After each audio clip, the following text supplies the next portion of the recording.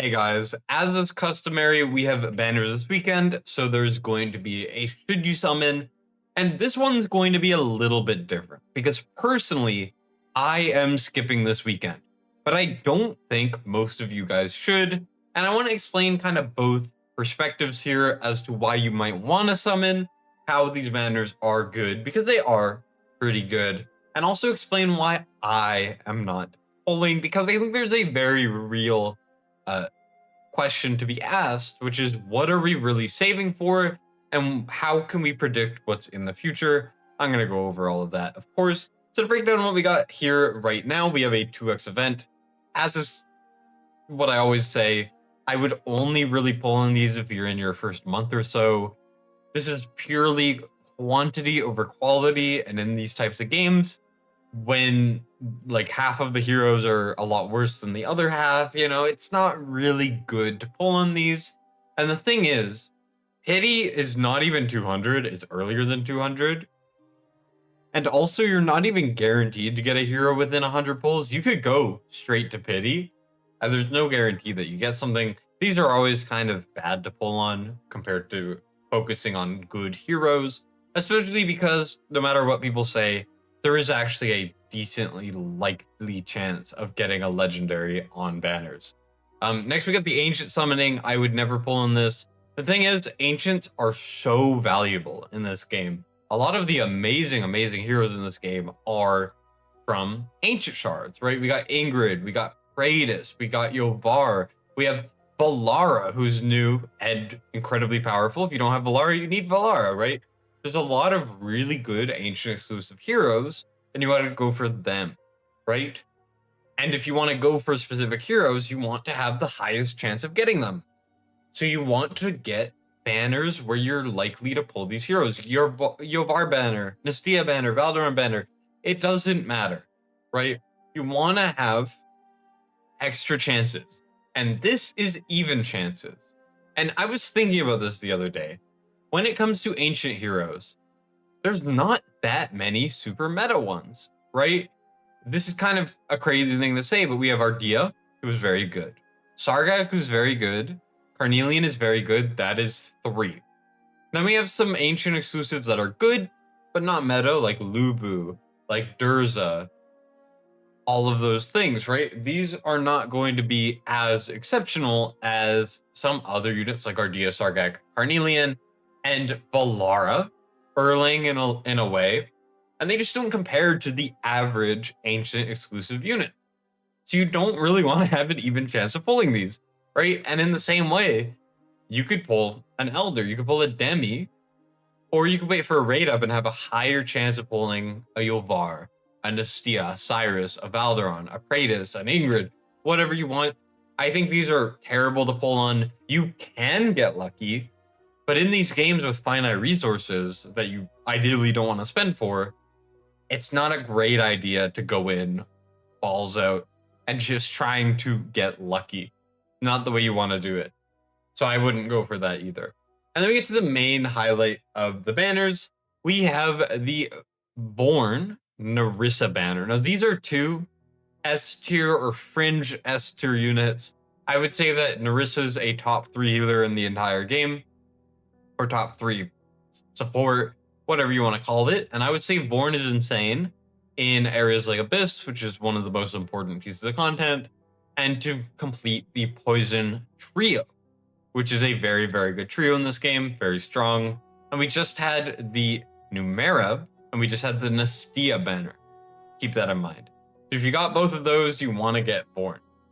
Now, what are the highlights of this? Well, like I said, Vorn very good. So if you have Numera, you have Nestia. If we go over here to the Esoteria order, we have Nestia. Nestia, the Lord, amazing. And then we also have Numera, which is the main DPS. Nestia is to set up, Vorn is to set up, Numera is to do all the damage.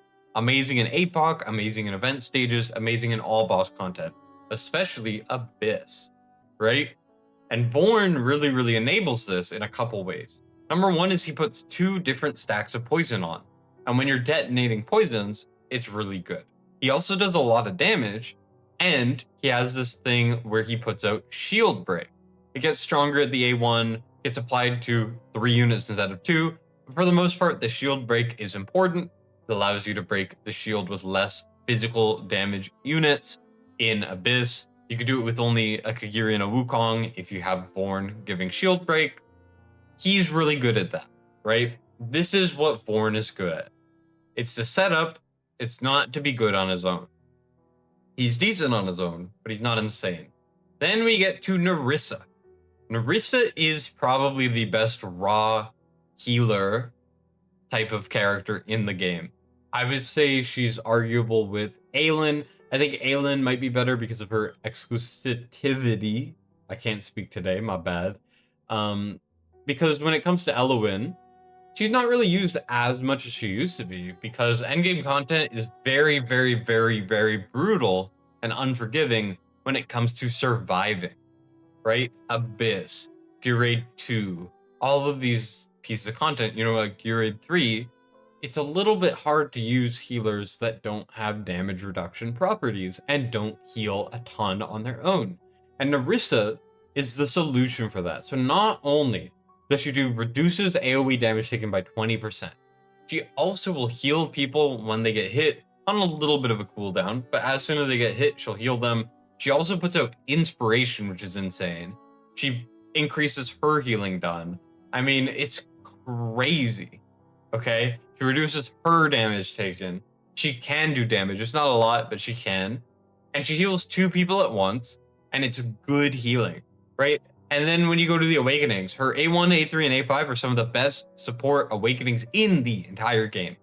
We go from 20% to 30% AoE damage reduction on the A1 and increase the range of certain buffs. Then we get to the A3, which is shields constantly. This is an insane A3. I would love this A3. A5 puts out 2 different things of inspiration. She's insane. In my opinion, she's the best healer for Malric Halls. Maybe second best. She's amazing in all endgame content. She's an amazing, amazing healer, right? She's really good. She's Pharisee if Pharisee took 10 times the recommended dose of steroids and then grew some titties. That's what Nerissa is, okay? Nerissa's insane. So with all this being said, if you need an AoE damage reduction hero, you should go for Nerissa. If you're missing Vorn for the poison trio, you should go for Vorn. Why am I skipping? This goes a little bit further than just having all these heroes. Both my accounts have the full poison comp. My main is missing Nerissa. Maybe I'll pull a handful. I don't know, but I don't really plan on doing it. You can see that I have Vorn and Nerissa A1. Now, I would like Nerissa's A3. I think Vorn's awakenings are trash past the A1. I'm not pulling, and even if I didn't have them, I would still consider not pulling. And it's for a very specific thing, which is power creep and new heroes. If we go through everything that has come out recently, we just got Nija, we just got Erlang. 2 kind of meta-defining champions. I mean, Nija, insane. In Gear Raid 1, Gear Raid 2, GVG. One of the best heroes in the game. Usable pretty much everywhere. Malric Halls, insane, right? This never existed before, but now it's coming out frequently. We got Valara, we got Erlang, right? Erlang got me rank 1 in Apex, in Arena, right?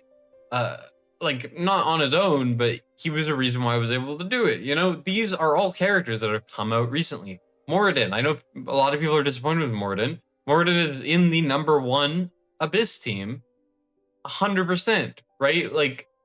There's been so much power creep, and it goes even further. We got Draylin, we got Nerissa, we got all of this, that when good heroes come out recently, I have been hesitant to go for awakenings, and I've been hesitant to even pull for the hero, because I know every single month there's at least 1, usually 2 or 3, new amazing heroes that come out, and I am nervous to pull for what I want to pull on, because I don't do leaks anymore. I don't know about the kits. I don't care enough to go look for information about the kits, because I can't leak, so it's harder to lie, right? So I just straight up try to not get that information.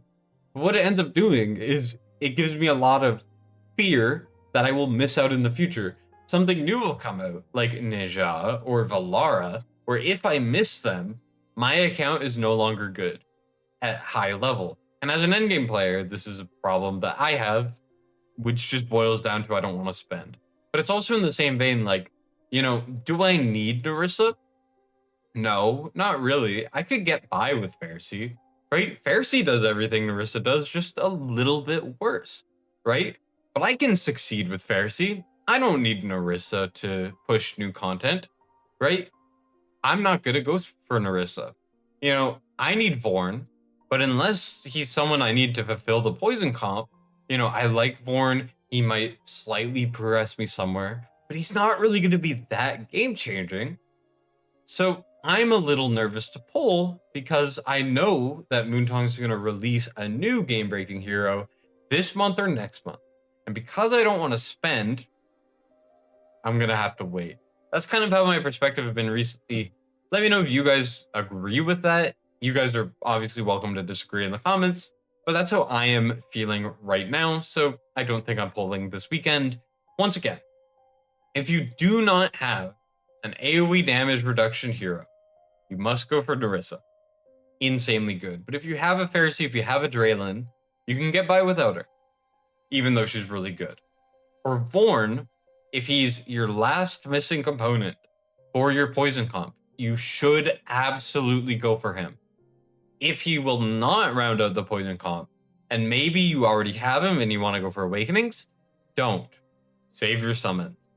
That is my advice for today. Let me know if you guys agree with me, disagree with me, whatever you want to do. I mean, I don't really mind. You're entitled to your own opinions, right? And let me know if you guys are summoning this weekend. Thank you guys so much for watching. I do appreciate it. I'll see you on the next one. Destined signing out.